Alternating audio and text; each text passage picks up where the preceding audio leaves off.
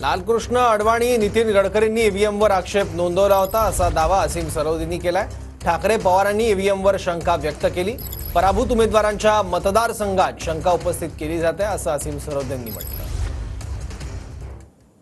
सगळ्यात पहिले संशय लालकृष्ण अडवाणींनी व्यक्त केला। नितीन गडकरी जेव्हा भाजपचे भारताचे प्रमुख होते तेव्हा त्यांनी सुद्धा ईव्हीएम मशीन बद्दलचे आक्षेप नोंदवले, जाहीरपणे ते सांगितलं। उद्धव साहेब ठाकरे यांनी सुद्धा शिवसेनेच्या पराभूत उमेदवारांसोबत वार्तालाप केला आणि शरद पवार साहेबांनी सुद्धा जाहीरपणे हे वार्तालाप करून सांगितलेलं आहे की ईव्हीएम बद्दलच्या शंकांबद्दल आता अभ्यासपूर्ण पद्धतीने विरोध करावा लागेल आणि त्यासाठी लढावं लागेल। त्यामुळे त्यांची भूमिका आता नक्की झालेली आहे। काँग्रेसची सुद्धा भूमिका नक्की नसली तरी पण ते सुद्धा राष्ट्रीय पातळीवर दिल्लीला त्यांची याच्या संदर्भातली मीटिंग आहे। या पद्धतीने पराभूत झालेल्या तशी अपेक्षा त्यांनी केली नव्हती।